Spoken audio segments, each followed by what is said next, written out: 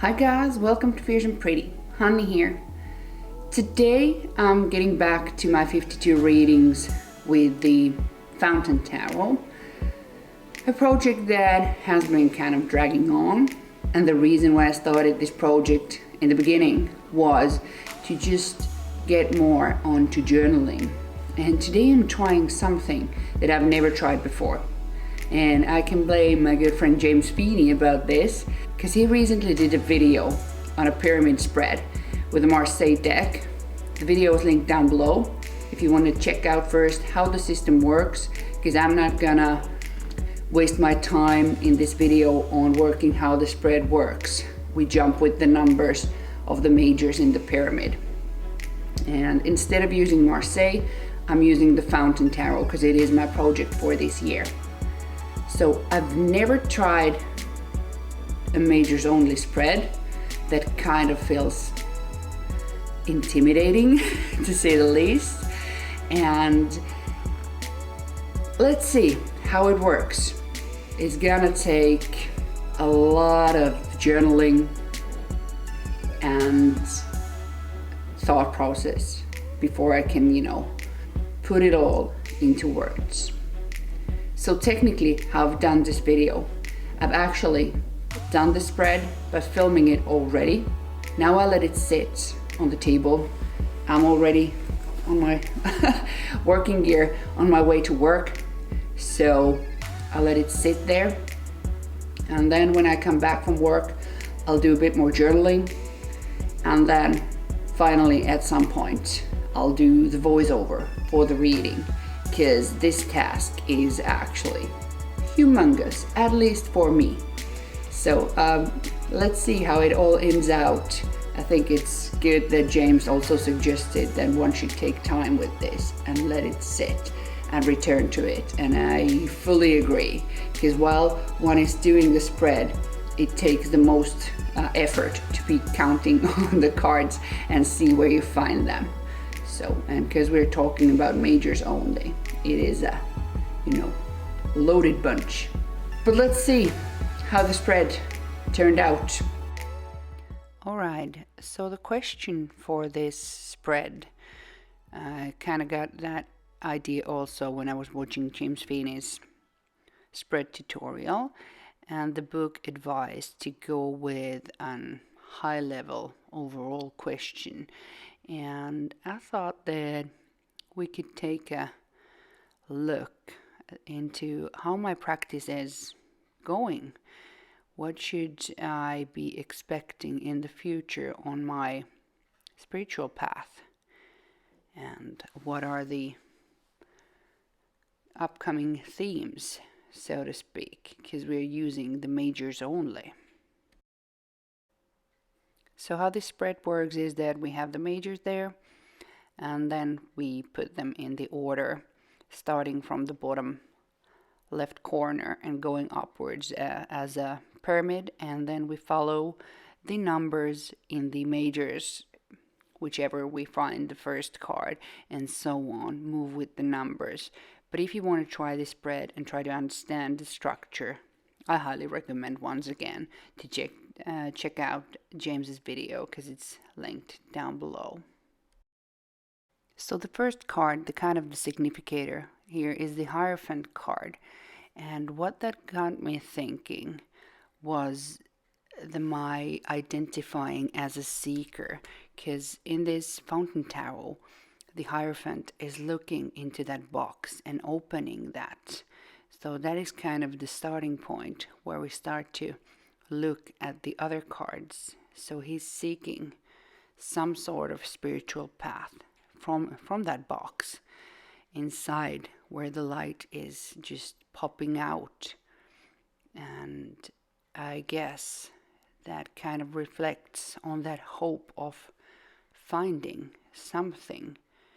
And as far as external, one also should remember when talking about spiritual matters and spiritual quests, it's most of all also the internal seeking that needs to be done, that it has to be in you. So the counting in this process is always a time consuming and you need to think about it. But the second step, or the actual first step of the spread, we got the lovers. So immediately this got me thinking of finding some kind of connection and how they are surrounded in that bubble, sharing that sacred space together. Also, being the lover's card, there is also the choices, but something in here makes me think that what I'm seeking is the connection. And the second card is the Wheel of Fortune there. And I think that quite soon there is a shift coming. Things are changing. And I cannot help but think how the upcoming cottage move next weekend could kind of be providing the opportunity for me to take a practical big step toward my doing more on my practice. And then the third card, there's the Hermit, the card of my year, and highly recommends also looking inwards and searching inside. And the Hermit card, being my card of the year, is and has been on my mind a lot. So I'm not surprised that it's popping up here. So maybe spending some quality time by me, myself, and I at the cottage could be. Let's see how the story unfolds. And then we get the Temperance card. And I think it is suggesting to find more balance, because I know my practice has been very imbalanced lately. I've been mainly in a study mode, so I've been just reading more and doing less. So finding that balance between learning and actually doing, because now the practical situation is changing, so I have the possibility to do more, which has been really impossible at home with the family when I'm never alone. So I think that the circumstances are changing, so I can get more balance in my practice. Then after Temperance, we get the beautiful High Priestess there. And to me, this is kind of speaking very personally on the work on the deity side, because I know that I need to work more with the more feminine path, because I'm naturally drawn towards the more masculine energies. So working with the feminine deity there. Then the next card, we got the Judgment.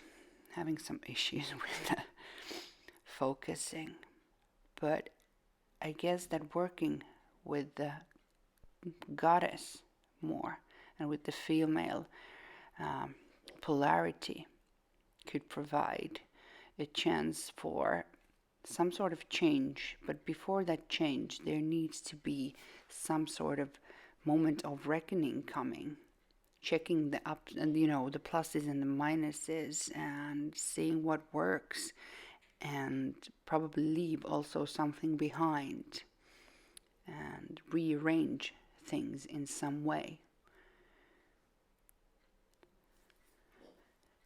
And the Judgment is followed by the Emperor.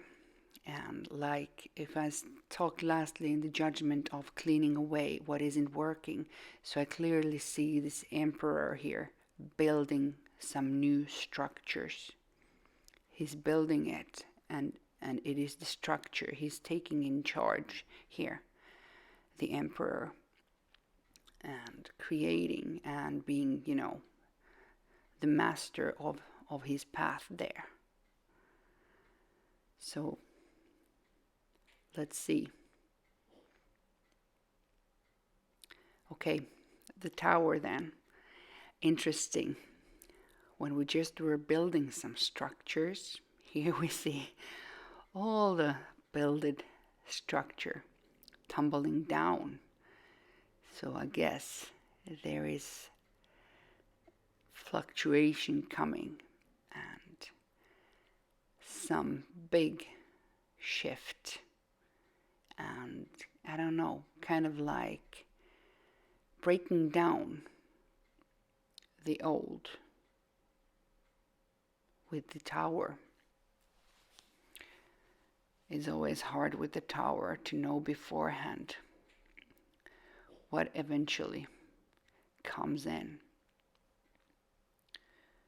But after the tower, we meet justice here. So gaining or regaining balance. I find here interesting polarities, like the balancing temperance and the justice here.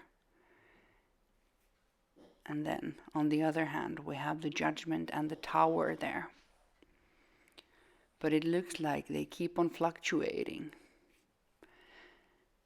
And justice is followed by the devil. So I think this is an interesting card when we're talking about the spiritual path. And I don't know, it could be linked for shadow work, but it could be also considering on the issues that are constricting me and limiting me, working with those. Because, growing isn't painless. It's not supposed to be. But at least it's comforting that after the devil there, we finally meet the sun. So that kind of promises that something good is about to come after the more challenging cards of Tower and Devil. And also, of course, in the devil, there's also the Capricorn aspect that we have to consider, the ongoing motion. So there's so much. This is seriously a heavy spread with only majors, and the game just keeps on going. And here we got the Strength card. And kind of when we're talking about the spiritual path, I think the Strength is a very beautiful card to have, because it is the inner strength, the growth, the things are evolving.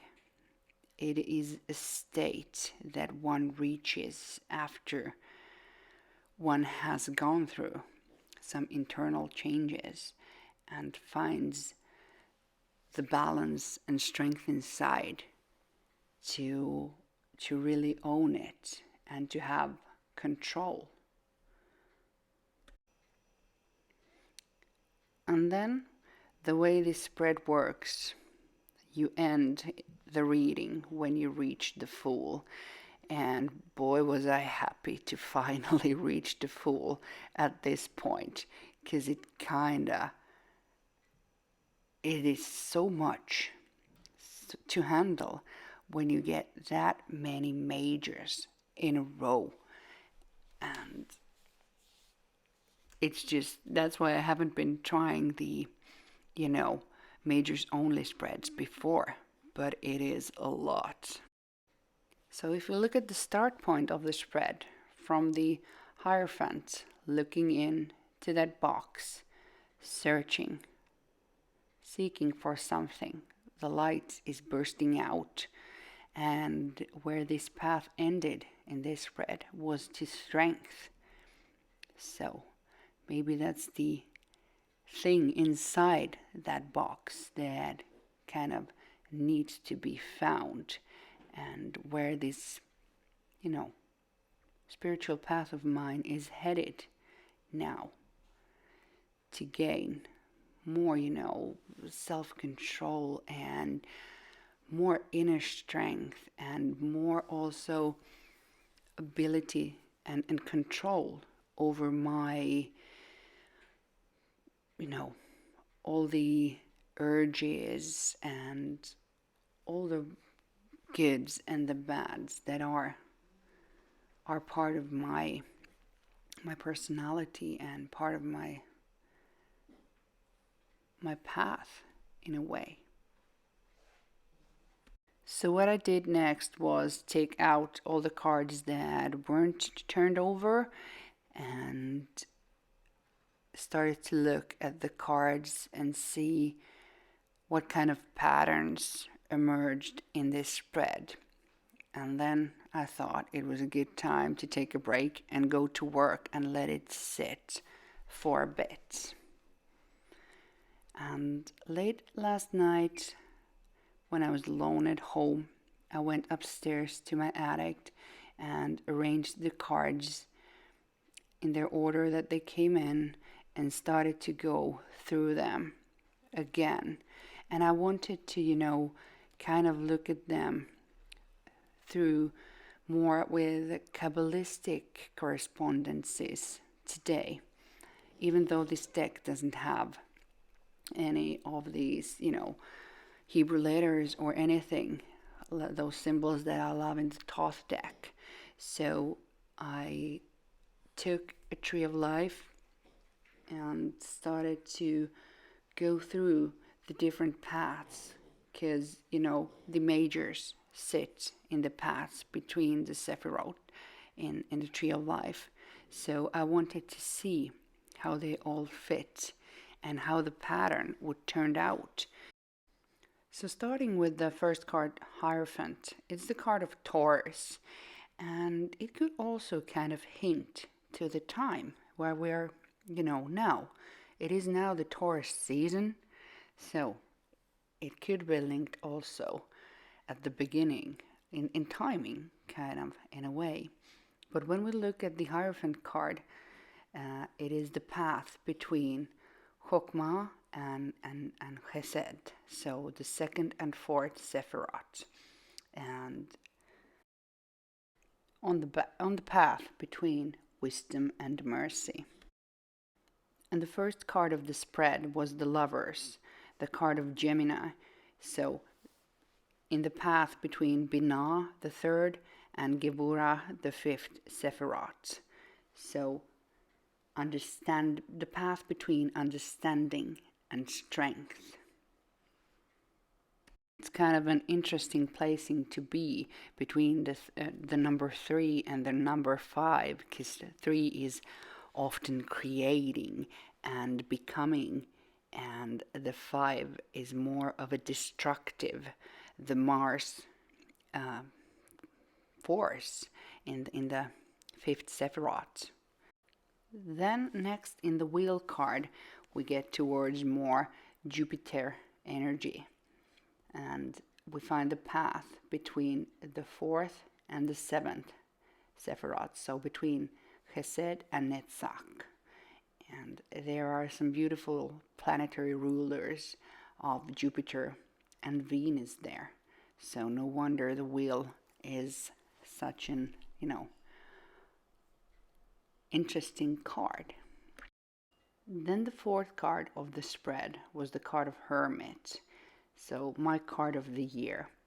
And Hermit is placed on the path between the fourth and the sixth Sephirot, between Chesed and Tiferet, so between mercy and beauty. And I think it sounds like those placings, they promise something beautiful, because if we think about the sixth Sephirot of Tiferet, ruled by Sun, and being kind of our inner sun, the highest representation of us all. So I love that the Hermit path is leading to Tiferet. Then I think it's always interesting when we get to continue from same Sephirot to the next in this, while looking the tree in this way. So now we continue from the sixth Sephirot of Tiferet downwards to the ninth into Yesod with the card of Temperance. And Yesod is ruled by the moon and is the Sephiroth called the foundation. So I think it's interesting. And from the moon ruled Yesod, we change with the high priestess to a higher path. But again, going from the sixth Sephiroth of Tiferet towards Kether and to the crown. So standing on the middle pillar here with these two following cards. And that's also an interesting kind of perspective. Then we're jumping to Judgment, and then we go again low, low, low. We drop from really high up from Kether all the way to Malkuth, to the 10th Sephiroth, from Hod, the 8th Sephiroth. So a big drop there. And I think that the Judgment card is kind of like putting me down on my place and then taking the excess ideologies away and back to earth, which is always good because, know where your place is. Then the journey on the tree continues with Emperor, with the Aries card. So with a lot of, determination and power on the path between Netzah and Yesod, between the 7th and 9th Sephiroth, ruled by Venus and Moon. So this was the phase that I think that some building of new structures might be going on in the spread. But as we saw, as soon as the confidence and the building was ready, up came the tower and destroying all the structures created in the Emperor card. And the tower sits between the 7th and 8th Sephiroth. So between Netzach and Hod, between Victory and Splendor. So a path that's gonna be always a hard one. But I like how this path sits between the two, the left and the right pillar, and crosses over the middle pillar. So it is really shaking the core structures there, but also need a link there between those two Sephiroth. Then next we jump to the card of Justice, so the card of Libra. And justice is, the path of justice is between the 5th and the 6th Sephiroth, so between Gebura and Tiferet, between strength and beauty.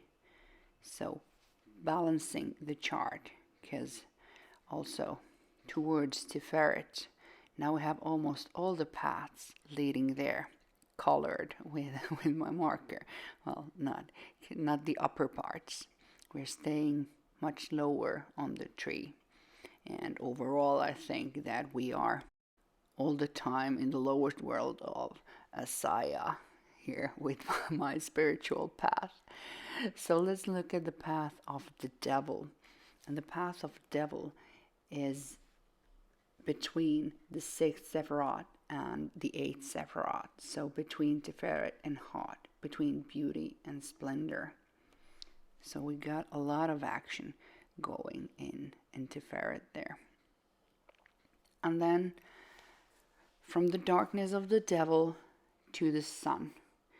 And the path of sun is between the 8th and 9th Sephiroth. So between Hod and Yesod, between splendor and the foundation. A beautiful path, not with so many challenges as the path of tower or the devil might be giving to me on this path. And finally we get to the end of the reading with the strength, and the path to strength is between the 4th and 5th Sephiroth there. So crossing between the two pillars of mercy and severity. But what I like about this final card and the path where the strength card is going between the 4th and the 5th Sephiroth, It's crossing over the middle pillar of balance. And I think that's kind of the end goal here, to find the balance there in the strength card and see where it's going. But I think also having the strength card here as the last card of the spread is interesting in a way if we think about the timing. If you now start with Taurus time that we are in now, and maybe also the Leo timing could be kind of, well, in Finland it starts to be the end of summer already when we get to Leo season. Well, height of the summer, and but later in the summer when the Leo season is upon us. So there could be timing here, who knows. But anyway, it looks kind of like ups and downs and ups and downs, and a lot of work to be done. But I don't know, this is a spread that I have to get back to. And I don't think that doing majors only spreads is yet for me. This is a heavy bunch. So this was just, please remember, it was just my first tryout on a majors only spread. And also, again, I'm no specialist in Kabbalah. That's also a thing that I'm only learning. And I'm sorry if I butchered all the name of the Sephiroth and things like that. So try to be kind to me. I'm Finnish. I don't know how to pronounce all these correctly. But at least I think this was an interesting practice, if nothing else. But definitely not an easy spread to be doing. But I don't know. Let's see how it feels later on. I think the hardest spreads, when you think about them and return to them, end up giving you the most, because it's not the fast food of the tarot spreads. So guys, that was my first attempt on majors only spread.